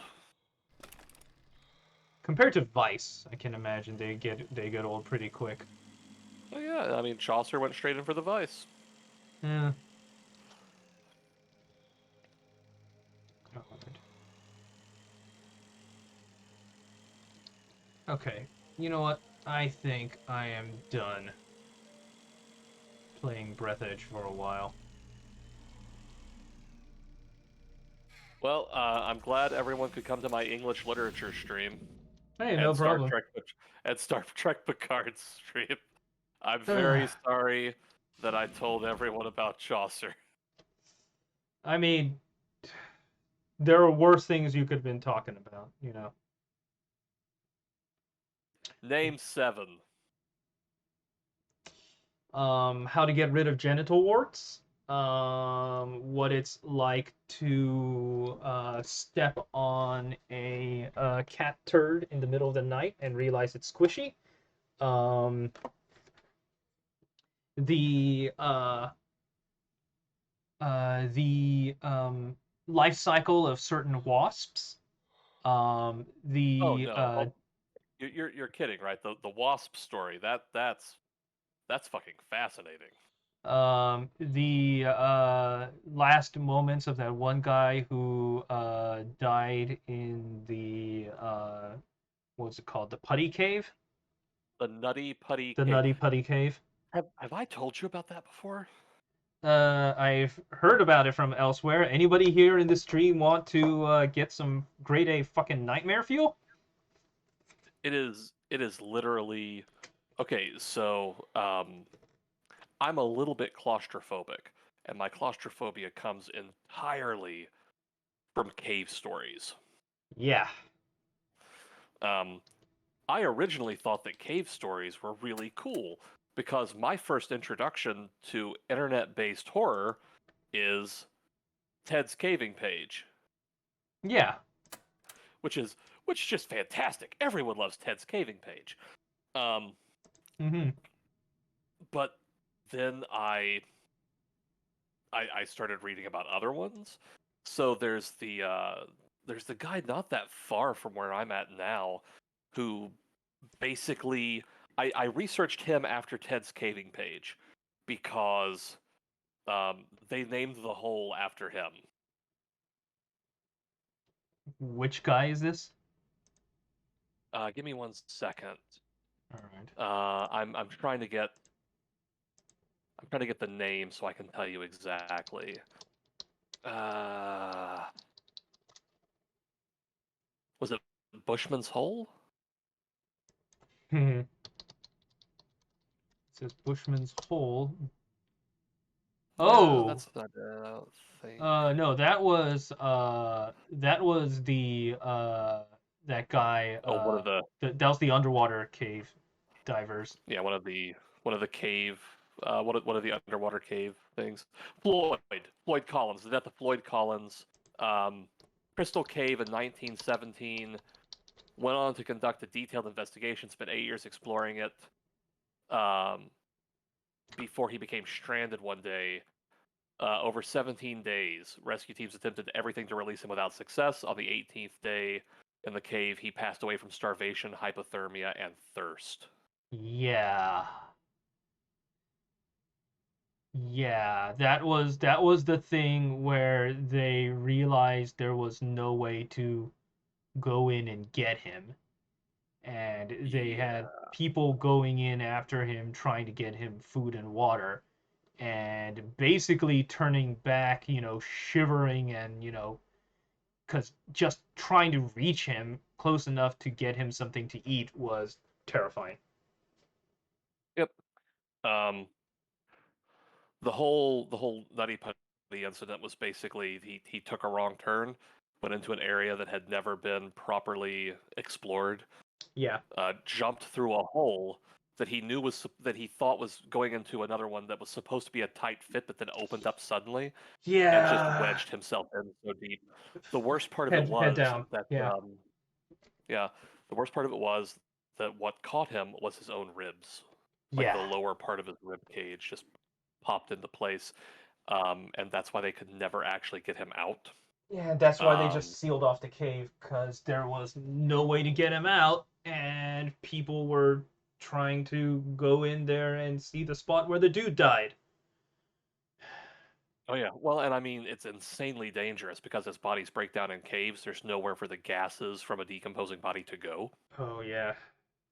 So people go in to see the dead body and are just poisoning themselves slowly. The only thing that's more horrifying than that is Mossdale Cavern. All right, Um, give me 1 second to steel myself, because if it's more horrifying than Nutty Putty, then I just need a moment to. All right, I got to pre-breathe. I got to stretch. All right, hit me. okay, so with the Mossdale Caverns, it was a set of British caves that were kind of notoriously wet. Uh-huh. But whenever it was sufficiently dry, you could go into them with no problems. They were attempting to link up the Mossdale caves with another set of nearby caves, and they went in planning to do some blasting at the end of this long tunnel. Okay. It was a fairly long system. 10 cavers went in, and 3 hours later, 4 members of the caving group decided that they were not going to continue, and they exited the cave system. Uh-huh. One of them basically went back to the entrance shortly after they left and found it completely submerged. Fuck. The 6 cavers who were still inside the cave were in danger, and she ran something like 3 miles across a swamp to try and get help. A whole lot of cave rescue teams popped up, but the water levels were just too high, completely prevented access to the cave. They managed to go in the next day. They found the bodies of 5 of them having drowned in fairly shallow water in a low cave. Because they couldn't get their head out of the water. They couldn't get their head out of the water. Would you like to know what makes this one worse than Nutty Putty? What happened to the sixth guy? The 6th person got a little bit further forward. Apparently found a vertical crack Oh shit. and started trying to make his way up into it. He got up higher and higher. The water kept climbing, and that's basically that's basically where he died. He drowned, desperately gasping for air in this incredibly tight, small cave that was slowly filling with water. This is why I stay above ground. This is why I I don't go into caves. I always wanted to do caving and explore caves and stuff like that, but I just can't anymore. Like this, it freaks me out way too much. I just can't do it.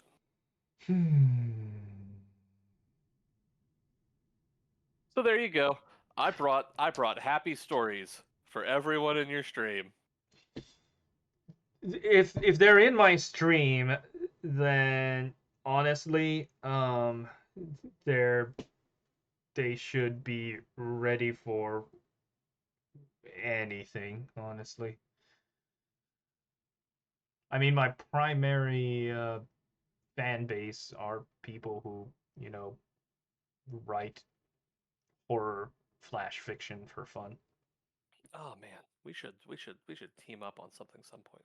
That'd be hilarious. We should. I I'm worried that our personalities are both strong enough that we would just be like, no, we need to approach it this way. No, you're stupid. You're wrong. Do it this way. What? No. Honestly, it would probably just boil down to okay, I've got this opinion, Troy's got that opinion. Oh wait, which one of us is the one who won every single SCP tail contest and was no longer allowed to compete? We go with Troy's idea. Technically, it wasn't that I was no longer allowed to compete. It was no. You told me I couldn't compete anymore, so I guess Yeah. I. You won 3 in a row, and not just one, you blew everybody else out of the water. I It only. wasn't even close. I'm. I'm honestly only really proud of the one where I won first and second place technically. Which was that one? SCPs in War, I think. Um, that's the one where I wrote about the creepy the creepy scientist Sankt Oh, yeah. who was using the virus to basically harvest traits from people by taking parts of them. So he took like the hands from skilled craftsmen Mm-hmm. and stuff like that, and used it to make what 919? Is that Something like that. the gears? I think so, yeah. Yeah. And then the other one was Fred, Oh, and Fred was there too. and Fred was there too, where Fred was jumping from book to book and finding different people who could help him fight a battle, and then they stuck a book into the bookends after he had gathered everyone together. They stuck a book into the bookends, and when the Church of the Broken God blasts through the wall, they're suddenly fighting the legions of Gondor. um, and the final point of the story was Fred manages to pull a nuclear bomb Hmm. out of somebody's book and drops it on the Church of the Broken God. Oh And God. then the book goes, the book snaps shut, and basically like there are all these books strewn around that they'd pulled things out of, because I think this was the first story that Lament popped up in. There's all these stories to where it goes like 34, 35 pages, Hmm. and then vanishes with a short exchange between Fred and someone else, Yeah. and then the rest of the pages go blank. So that one was so much fun, because that was Fred was one of the first SCPs that I read that I was like, oh, this is really clever. I really like this. Yeah. Fred being the guy that jumps from work of fiction to work of fiction, Yeah, and that one was Man wrote that. yeah. You know what? Man has had some of the most consistently creative works on the site, I feel. What am I He's looking for? he's a miserable hack, and I don't care who tells him I said it, because if you go up to Man and just say somebody said you were a miserable hack, Man's immediate response will be, "How is Troy?" Yeah. I've I've called him that for ages. Just Hmm. it's all in jest. Of course. I think Man is one of the few SCP people I occasionally talk to on the phone. Hmm. So Moose, Man, and a lot of Burns. Yeah, how is he? He's doing Actually, we well. probably shouldn't talk about it on stream too much. Yeah. I'd rather not get into it, because one of them just got some news, and I Hmm. don't think that it's supposed to be spread around at all. Um, but yeah, Hmm. that they are doing a-okay. Yeah, it's good. Um, Throwing together the virus that ate your eyes. Huh. Well, speaking of violet skies over there, I seem to remember the first time that you showed up in IRC chat and ending up in a long argument with me over whether or not the 4th edition fighter was any good.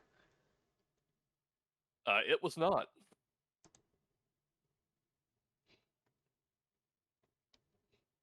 I would say something except that these days everybody's just screaming about the new 5.5 whatever the next edition, what that's doing to Dungeons and Dragons, and it's been really funny watching people who jumped into D&D with 5th edition encountering their first edition war. You know, And it's I like actually I actually sat down with somebody not too long ago, and we tried to come up with ideas for how you could implement the design philosophies of 4th edition hmm, in something that was looser like 5th. And we ended up coming up with some really interesting stuff, and hmm. just sort of breaking up a few paradigms, and trying out new things. Um, but in the end, Well, there's a name for that these days. It's called Pathfinder 2nd edition. 2nd edition isn't too bad. Oh, Hmm. I've actually got some stuff that I'm entering in their Make a Monster contest Oh, cool. that ends this month. If you want, I'll send them to you on Discord here in a minute. But I don't want to put them out there in the wild uh, Ding. I'll without take a look your at it. yeah. You'll you'll get a kick out of at least one of them. The other one I made sort of as a joke, and then some people encouraged me to continue it. And then the last one, I'm still hammering out some small details. All right. Well, I look forward to seeing it. Yeah. Yeah. Man, All you right. were right. Man does have some good stuff in here. Yeah. Man with a Plan. Wait, who was the one who wrote Man with a Plan or The Doggone Days of Summer? Was that you? That was me. That was one of the funniest pieces of writing I've ever seen. Oh, man wrote the pseudo sequel to it. Um, and then I was writing part 3, and I started to run out of ideas. Like I had 5 or 6 really good thoughts on it, and that was it. But it didn't come together. Like part three's whole thing was that they had to get Man out of his office for a day, so they could very carefully go in, inspect it, and destroy anything he wasn't supposed to be working on. Oh God. So it's basically Lament comes up with like 5 or 6 ways to just distract Man for a while. Hmm. And the first one is they're doing interviews. And I've got this one just absolutely fantastic scene where Man is interviewing this one person and realizes that he's been mentored by Man's secret nemesis, who it's entirely one-sided. That Man just randomly hates this person, and and you find out that after Man's gone on this rant that the guy is dead, and Man just sort of arranges his papers and says, "Well, we'll be getting back to you shortly," and dismisses the guy. And he just sits back in his chair and he just goes, "Just like that miserable jackanapes to die a hero and make me look a fool." It was the most perfect Man sentence I've ever written, and I could never write anything after that. It was Oh just too good.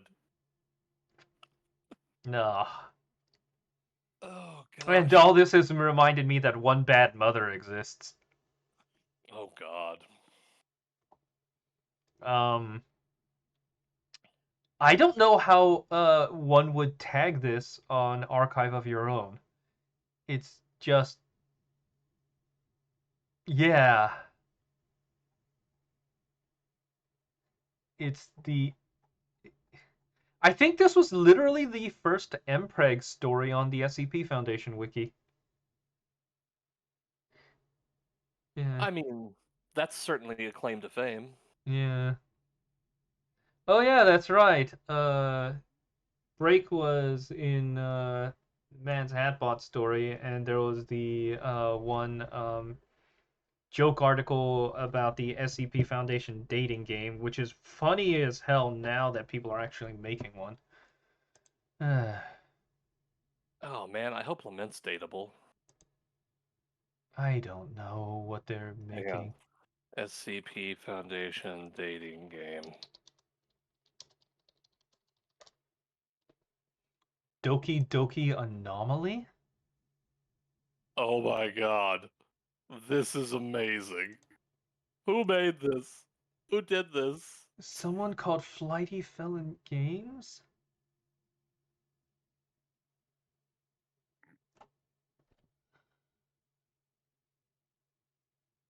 Oh, I'm really disappointed that they're all like monster girls instead of the Just actual terrifying SCPs.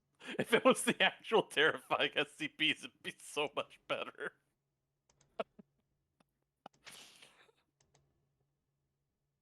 Oh, well, I think we know what's about to happen. no! No, no, Yeah, no, no, no, it's no, no, happening. It's no, happening no, right now. no, no, I'm no, already clicking. I'm already no, doing all the clicks. no, Mm-hmm, mm-hmm. no, no, no, no, no, no, no, No, no, no, no, it's right here. I'm hitting approve. I'm proceeding in browser. no, I mean, you can keep saying no, but we all know, no. Clef, we all know this had to happen. It really doesn't. It really does not have to happen. Clef, it's $6. Um, I'm gonna spend $6 on a goof. You're gonna have to deal with that fact.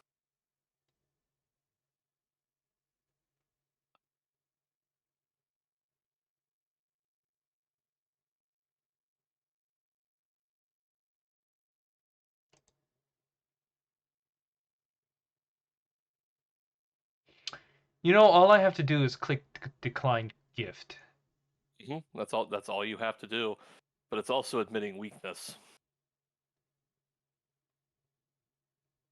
It's admitting that I, Troy, have beaten you. Fuck. What the hell is no dating at work? I wrote an adult content story? Oh, I wrote a That bottle dick that story. I that, that was forgot part of all Bottle about Dick. this. Yeah, that was the Bottle Dick story where Gears was giving a lecture on how to properly use a bottle, I think. Was that the one? It was and now Uh Gears finished an instructional video on what you can do if you he narrowed his eyes at the pre-written notes, reading it twice to be certain. Get your dick stuck in a bottle.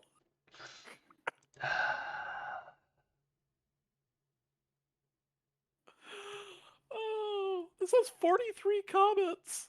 Why does this have 43 comments? Oh, we have not spoken in years, you and I, Troy, my friend, but today I was reminded of our friendship, and I felt a warm rush of nostalgia come over me. Either that or pee, but probably nostalgia. Dr. Clef, 22 May 2018.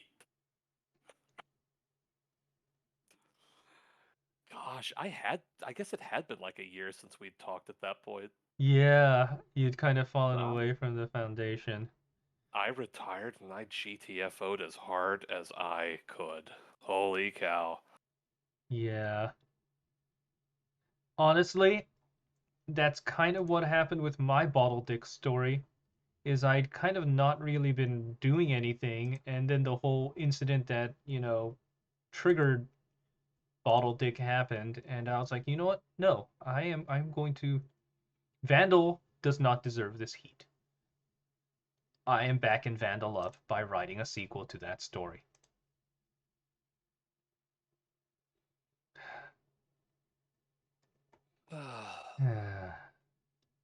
I'm just clicking on some of my stuff and remember. Oh yeah, this was the man. I was good.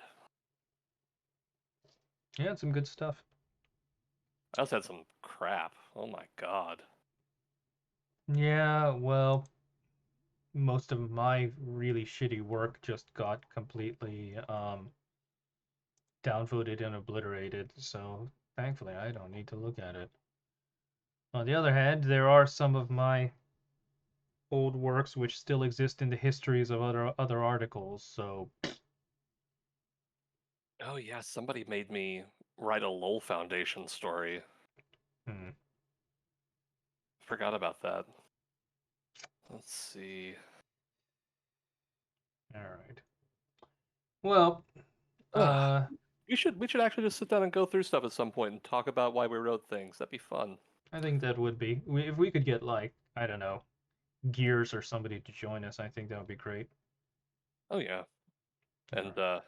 and I will give insightful commentary on mm, I don't know if mm. there's some of these stories are just like the insightful commentary is, I don't know.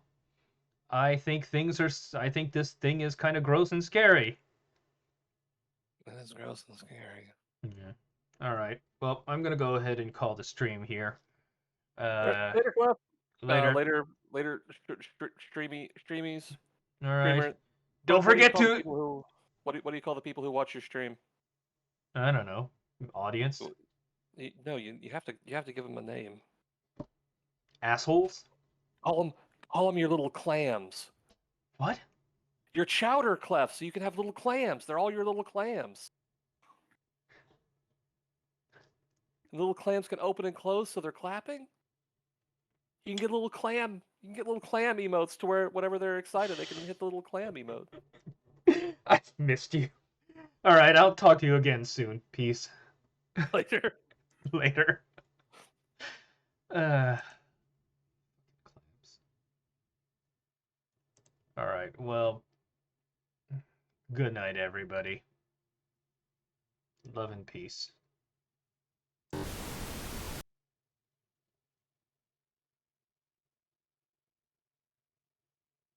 Ah, shit. Hang on a minute. I normally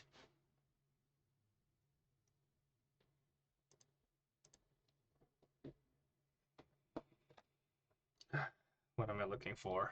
What was that one?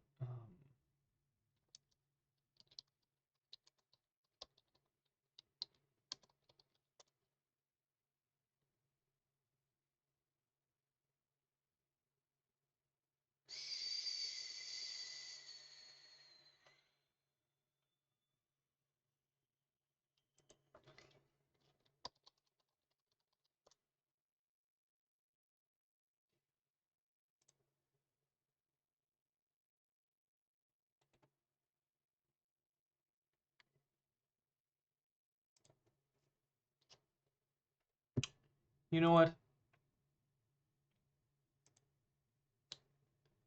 I feel like for today,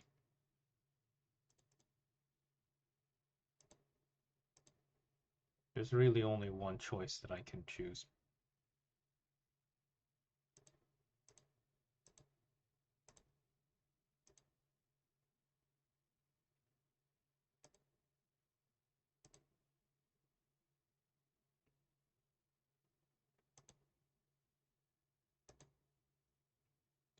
Is this not pulling it up?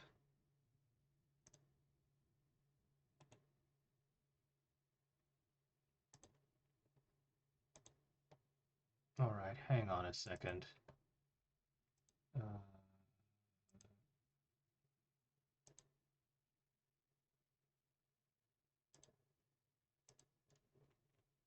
Let's see if this works.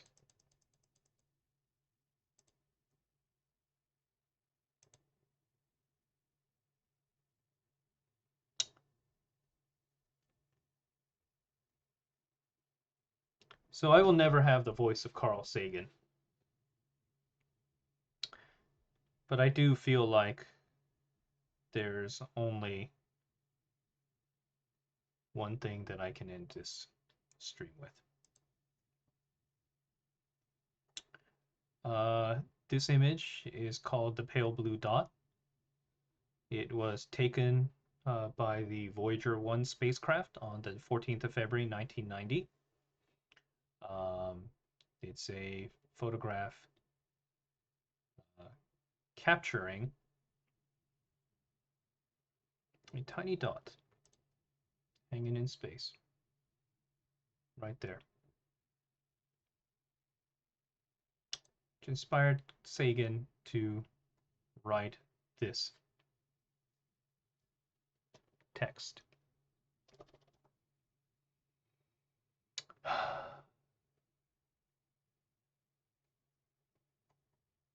Look again at that dot. That's here. That's home. That's us. On it, everyone you love, everyone you know, everyone you've ever heard of, every human being who ever was lived out their lives. The aggregate of our joy and suffering, thousands of confident religions, ideologies, and economic doctrines.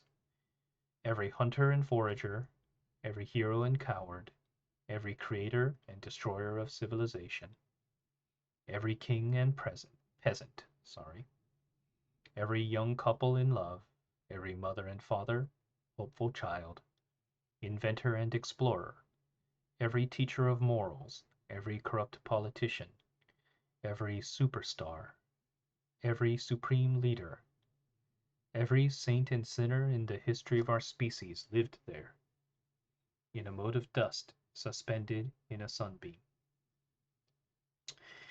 The Earth is a very small stage in a vast cosmic arena.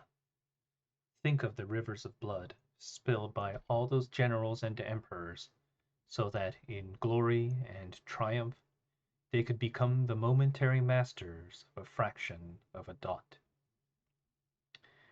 Think of the endless cruelties visited by the inhabitants of one corner of this pixel on the scarcely distinguishable inhabitants of some other corner.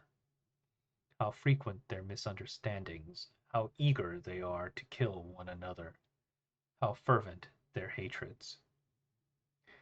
Our posturings, our imagined self-importance, the delusion that we have some privileged position in the universe, are challenged by this point of pale light. Our planet is a lonely speck in the great enveloping cosmic dark. In our obscurity, in all this vastness, there is no hint that help will come from elsewhere to save us from ourselves. The Earth is the only world known so far to harbor life. There is nowhere else, at least in the near future, to which our species could migrate. Visit, yes. Settle, not yet. Like it or not, for the moment, the Earth is where we make our stand. It has been said that astronomy is a humbling and character-building experience. There is perhaps no better demonstration of the folly of human conceits than this distant image of our tiny world. To me, it underscores our responsibility to deal more kindly with one another and to preserve and cherish the pale blue dot, the only home we've ever known. Good night, everybody.